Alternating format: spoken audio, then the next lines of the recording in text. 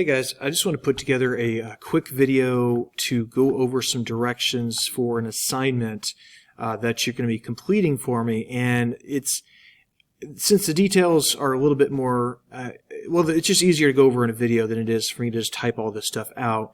So I'm hoping by you watching this video, you'll understand a little bit better how to do this assignment. So, now that we're in the second semester, we're looking ahead, and we know, of course, that we have the AP test coming up in May, and one of the components in that AP test is something called the document-based question, or DBQ. It's one of the two essays you're going to have to write on the test. And so what we're going to do is we're going to start kind of building towards writing a DBQ. You're not going to be writing an essay for me today, but what you're going to do is you're going to practice the skills that go toward actually writing an essay. So what we're going to do in this assignment is I'm going to give you some documents that tie directly into the topic of westward expansion. And what we're going to do is we're going to spy on these documents. Now, what I mean by spy is we have an acronym that stands for summarize, prompt, and why. Okay, so I'll go through each of those components in a moment. Here's just a quick preview of the documents. The documents I have you working with are actually from real DBQs that have been used in the past. So these are documents they used on earlier tests from earlier years. So in other words, if these are the documents that the College Board has used in the past, it should give you kind of a pretty good idea as to what you should be expecting when it comes time for the real DBQ in May. Okay, so what you're going to do is, with our acronym SPY, the S stands for summarize. And actually, before we even do that, what we should do first actually is look at the prompt. So let's look at the essay prompt. It says, how did technology, government policy, and economic conditions change American agriculture from 1865 to 1900? How did farmers respond to these changes? So with your prompt, they're asking you to talk about how farming is changing, and then they're asking you how farmers responded to those changes. So we have kind of two things we're working with our prompt. And again, the documents have been chosen because they relate back to this prompt, and it'll give you an idea of what you should be including in your essay. Okay, so let's go back to the acronym SPY. So S stands for summarize. For the first task with each of your documents today, you're going to give me a quick summary of the document. Okay, so what does this document have to say about the topic of the prompt? So you're just going to give me a sentence or two summarizing what the main idea of your document is. Okay, so far so good. The P stands for prompt. How does this document help you answer the essay prompt? What you're going to do is you're going to answer the prompt as if this is the only document in the DBQ. In other words, for this P right here and then this P down here, those are going to be separate. In other words, you're only working with this document when you're answering the prompt right here. So how would this particular document, document 1, help us answer the prompt right here? Okay, and then finally the why. Why was this written? So you're going to kind of think about what information is contained in the document. You're going to think about who the author was, when it was written, and you're going to try to think, okay, why was this written in the first place? Were they writing a particular person? Does that reveal why they're writing it? Is there kind of an expressed purpose in why they wrote it? Are they trying to come across with a particular emotion? Are they trying to encourage people to act a certain way, to do something, to not do something? Again, what's the purpose of this document? So what we're going to do is I'm going to go through the very first document, and I'm going to show you kind of how this is done, and then you're going to work on the rest of them by yourself. So summarize. Okay, what does this document have to say about the topic of the prompt? So you'll notice the heading here, it says agricultural prices in dollars per unit, 1865 to 1900. You're not just simply going to write that. Okay, that's not going to count.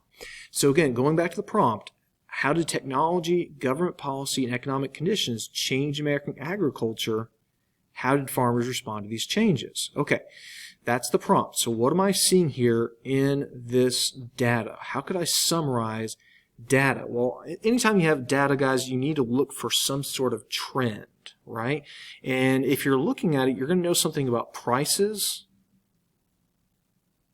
And notice in general they're going down by year. And you'll notice over here, in terms of millions of bushels produced, well, okay, production's going up, up, up. You know, there are some minor changes here and there, but in general, they're going up. Okay, so production's going up, prices are going down. So if I'm going to summarize this, what I could type is that the graph shows how production increased during the period between 1865 and 1900. So the graph shows how production increased during the period between 1865 and 1900, but also how the crop prices decreased. Okay, so in other words, there's an inverse relationship between production and price. Okay, prompt. How did technology, government policy, and economic conditions change agriculture? How did farmers respond to these changes? Okay, how am I going to answer that? Well, obviously, I'm probably going to mention something about mechanization. That's what's helping the production go up. And, of course, anytime you have a commodity, it's supply and demand. Supply goes up.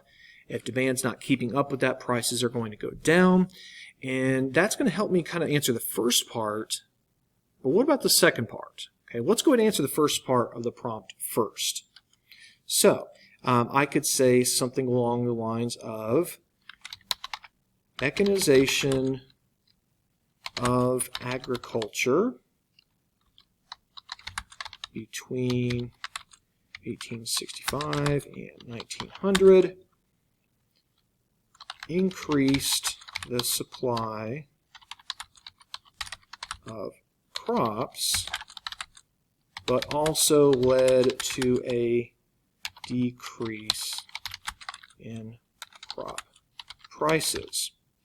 Okay, so that's how I'm kind of focusing on technology, that's mechanization, and then how that's how farming is changing. Now I have to figure out, okay, how are farmers responding? So I could mention something about farmers going in debt and having difficulty paying down their debts. I could also mention something like farmers beginning to organize and farming organizations like the Farmers Alliance popping up. I could even mention the populists later on. So I could, in my second sentence, I am going to say that farmers experienced difficulty in paying their debts because of low crop prices. Let's see. Farmers experience difficulties in paying down their debts because of low crop prices and difficult business conditions. That's a reference to things like the railroads and the trusts and so forth. They responded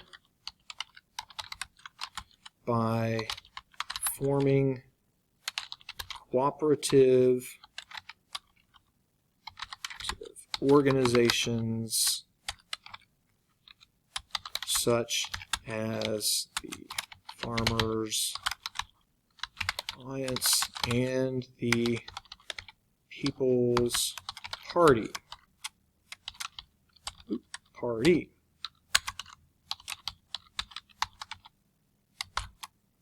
Okay, so there we go. So I've got a way to respond to the prompt here. I've mentioned how farming is changing. I've also mentioned how farmers responded, And there you go. Now, as far as the why goes, that's not really something that we could do for this document because this is not a primary source from the time period. I don't have an author who's trying to get us to do something or feel something. It's just simply raw data. So this is not going to be applicable to this particular document. So we're going to skip over that one for now. Okay, but as you get into documents like this, you will, of course, come across a why. So you're going to tell me why this document was created. In other words, what is its purpose? And in this case, what this particular document is trying to do is it's trying to kind of explain to the readers of Harper's Magazine about the beef production in Chicago, talking about the slaughterhouses, the role of the railroads, and how it's kind of allowing beef to be shipped and slaughtered long distances across America, from Texas to Chicago, and then from who knows where, right? So that's how you do this, guys. Our SPY analysis. Again, go back to the acronym and then just work your way through the documents by doing the summarize, the prompt, and then the why. I'm hoping this will clear up some confusion you might have as you work your way through this document and this assignment. If it doesn't and you need some help, by all means reach out, send me an email, just kind of give me some heads up on what specifically you're having trouble with. And, you know, don't panic if you're having trouble the first time you're doing this. This is a process we're going to continue to practice throughout the semester. We're going to build on this, and this is going to help us eventually write the DBQ. All right, so again, let me know if you have any questions, any concerns, any troubles.